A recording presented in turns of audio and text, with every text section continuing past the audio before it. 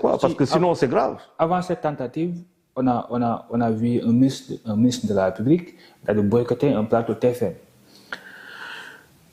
Le ministre bi Sénégalais ñoo ko fal. Il dafa am devoir joxe information pour nous les Sénégalais. Mais pourquoi mu boycotter? La plus grande victoire de TFM, xam nga fan la. Fan la. Mooy quand Djemaël du FMI. Oui. Choisir dem foofu pour wax ak Sénégalais. Ok. Pourquoi demul feneen? Pourquoi demul RTS? Pourquoi demul RTS? Voilà, kooku question là. On peut le lui demander. Maintenant, on peut épiloguer. On peut spéculer. Moment précis, hein? Mais pourquoi mu dem TFM? RTS, mais RTS. Il a des informations. C'est comme la première télévision de ce pays. TFM moo romb télé yi. Même RTS. Mais moo ko romb. RTS tey la ñuy wax. Mais RTS tey la ñuy wax TFM. Je ne l'invente pas. Il y a quand même des statistiques, des lu koy wax ay sondages yu ñu fi doon def. Sondage yi waxoon na affaire yi. Maintenant aujourd'hui RTS il y a benn renouveau politique boo xamante ne renouveau politique il y a une troisième alternance boo xamante ne alternance boobu avec un directeur qui s'appelle Pape Alé Niang donc RTS avec un programme bu mu teg et tout ça ñu ngi liggéey Sénégalais yi mu am benn lu mu tudd benn glissement d'une bonne partie de l'audimat ñoo xamante ne dañu éclatoon yuy dem RTS mais il va falloir faire un sondage. bu ñu ko defoon tey pour xam kan mooy encore la première télévision de ce pays-là mais ça veut dire beaucoup de choses donc TFM c'est pour ça que je fais TFM sur Facebook c'est pas que TFM que Djemaël dem TFM wax ak TFM il a ses raisons pourquoi demul RTS. Selon vous pourquoi demul RTS? Mais bon on est tous des journalistes tu es journaliste. Il est parti à TFM, il faut qu'on lui demande. Okay. J'ai une idée derrière la tête, mais il faut nous dire. Non, moi j'estime que il y a pas tout. Je peux me tromper. Donc il faut qu'on se pose la question pourquoi TFM n'est pas RTS? Pourquoi TFM n'est pas RTS? Oui. Et pourtant TFM c'est une chaîne privée. RTS c'est une télé nationale. C'est notre télévision. Comme TFM, mais c'est une chaîne privée. Donc qu'un ministre de la République dise que moi je boycotte TFM, il est libre de boycotter TFM. Mais TFM ne va pas le boycotter. Okay. Comment nous boycotter? Nous worko. Ça montre beaucoup de choses. Hein? Ça montre seulement des niveaux. À un niveau là. Quand tu boycottes une chaîne, bon, tu as tes raisons, tu es un ministre, bon, tu es le ministre de tous les Sénégalais. Et donc de toutes les chaînes de télévision aussi. Bon, maintenant, si tu décides de boycotter, ben TFM du ko boycotter. Li waral coow li dafa yow da nga fa bokk ci plateau boobu noonu muy jàkkaarloo yow da nga bokkoon ci ñi nga xamante ni moom la Sénégal doon bàyyi xel à travers tes chroniques depuis un certain temps nga retraité nekk sa bopp mais quand tu as vu Badara Gadiaga ak li nga mooy Amadou Ba l'honorable député coow loolu noonu doyen yow mu nekkoon ci plateau jàkkaarloo bi noo ko dundee. Bon gisuma ko. C'est après que j'ai suivi man dama suivre juste une partie maa ngi arrêté seetaan émission boobu mooy bu ñuy toog di waxtaan si lu mu tudd defe naa kii bi la woon amnistie bi amendement bi et tout ça après j'ai pas vu après c'est le lendemain que j'ai vu sur les réseaux sociaux coow bi bëri loolu si laa seetaan tuuti altercation moom lay tubaab di wax altercation une altercation entre le chroniqueur et l'invité. On appelle ça une altercation. C'est-à-dire, je me suis rendu compte que Sénégalais, on ne parle plus français depuis très longtemps. Non seulement ne pas parler français est une chose, mais ne pas comprendre le français, ça c'est encore plus grave. Et c'est ce qu'on est en train de montrer de plus en plus dans notre pays là. Alors que tout est écrit en français et les gens qui font des communications le font en français. Et des communications, yoo xamante ne dañ am solo suñu bopp fokk ñu xoolaat bu baax a baax notre intelligence là comment elle est en train de se réduire en peau de chagrin. C'est une altercation. Altercation mooy maanaam ñu ngi toog di waxtaan. nga am lu nga wax voix yi jóg baat yi jóg. dënn yi jóg loolu mooy altercation. xeex amul dóorante amul xeex amul. fin émission bi ñoom ñaar ñu baalante ak. Ah bon? ñu am koo xamante ne c'est un député il s'appelle Amadou Ba. am sañ-sañ ñëw toog ci Sénégalais yëpp di ko seetaan. ànd ak moom bañ a ànd ak moom. ci question aussi sensible que. L'amnistie. Voilà que l'amnistie. ak amendement mu am sañ-sañ ñëw toog devant Sénégalais yi wax leen loolu déjà la nga koy féliciter.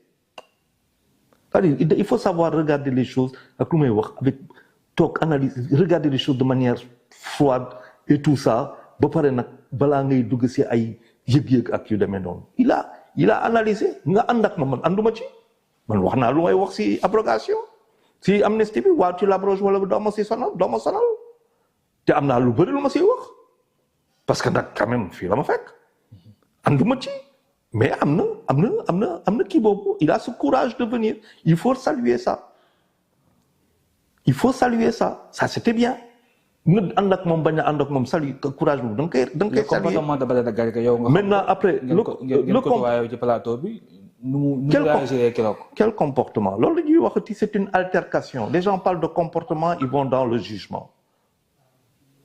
Moi, je ne juge pas. C'est Charles, l'ancien collègue de Badara qui parle, ou bien Charles, l'espécialiste en communication qui parle? Tu sais, moi, vous ne me faites pas peur, ni toi, ni Feeling Dakar, ni personne, pour assumer mes vérités.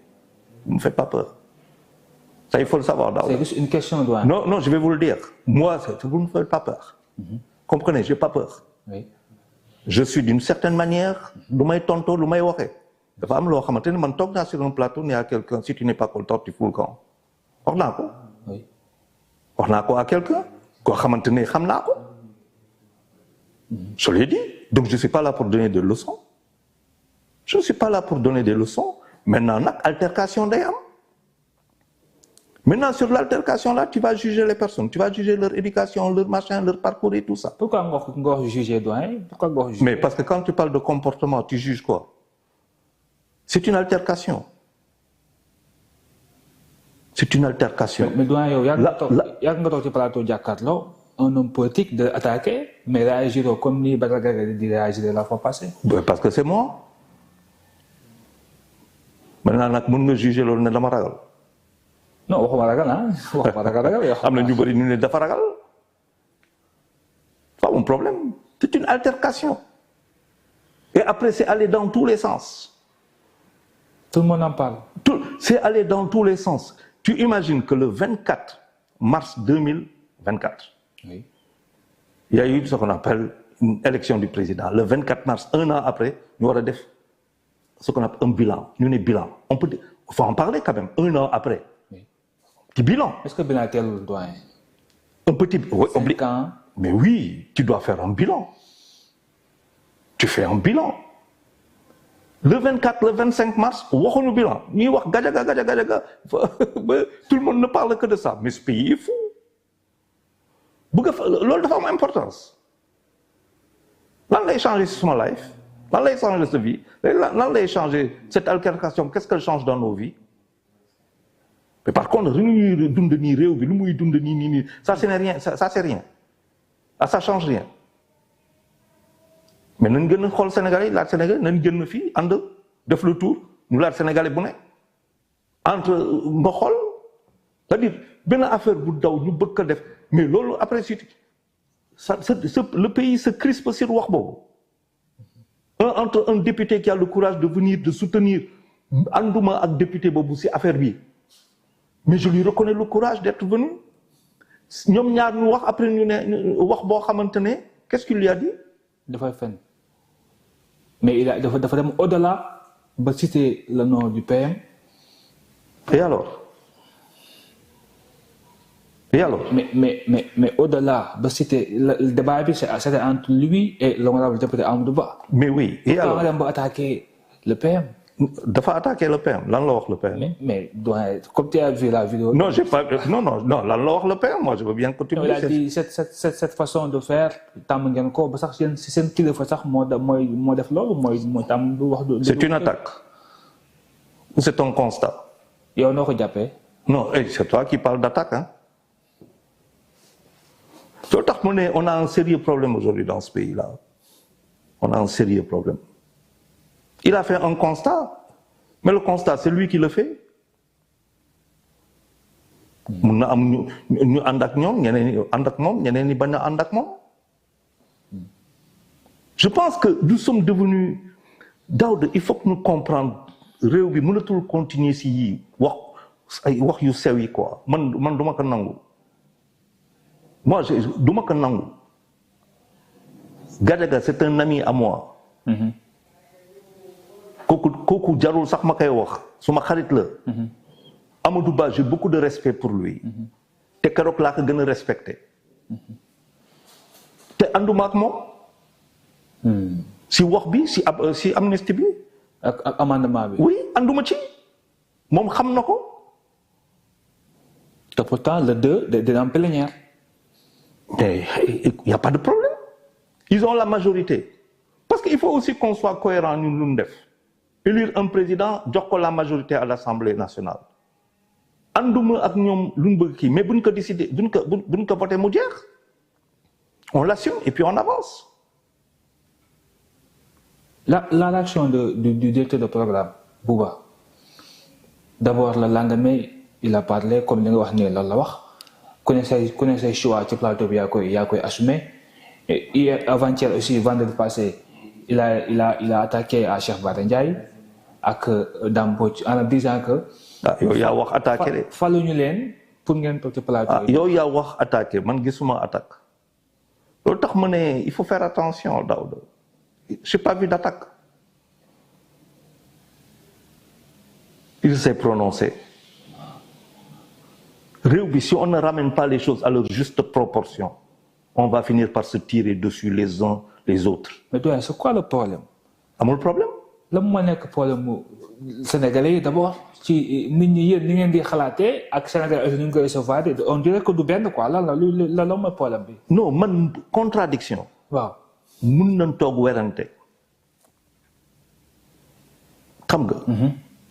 mais si loolu la war a yem. waruma c'est-à-dire. bañ a ànd ak yow si lu ngay wax ne pas être d'accord avec toi. ne veut pas dire que je ne t'aime pas. oui. c'est ça qui est nouveau dans notre pays. c'est ça le charme de la démocratie. c'est ça ça veut dire ànduma c'est-à-dire yaa ngi wax. mais ànduma ak yow est-ce que je dois te dénier tes qualités humaines. non. mais tu as des qualités humaines. am nga ay qualités yu ma amul. am nga ay défauts am ñun ñëpp koo si gis ñun noonu la yàlla bind. mais on n'est pas d'accord rek yow ci la jàpp. dama la war a gaañ dama la war a attaquer dama la war a dóor dama war a yàq lu nga yor dama la war a attenter ñëw fekk attentat mais qu'est-ce que ça veut dire ça mais ça c'est pas possible. il faut reconnaître les valeurs des uns et des autres. man ànduma avec ce qui se passe actuellement. mais ça va sur le problème de la communication gouvernementale j'ai un sérieux problème avec ça. mais ça veut pas dire que demain toog fii di mais non il faut faire attention. mais sur la communication du gouvernement on a vu Sarré 2 fois mu génn wax li muy wax le cas de Moustapha Ba mais souvent si ma gis encore ci plateau boobu d'accord la ñuy wax ci notre ministre des affaires étrangères Yacine Fall di wax communication moom nu muy waxee loolu doxul est-ce que du complexe. moo tax ñu xool nu mu mel wala juste comme ça c'est pour seulement. kan moo complexé. non ki ko wax quoi ki ko wax. mais pourquoi mu complexé. Yacine Fall.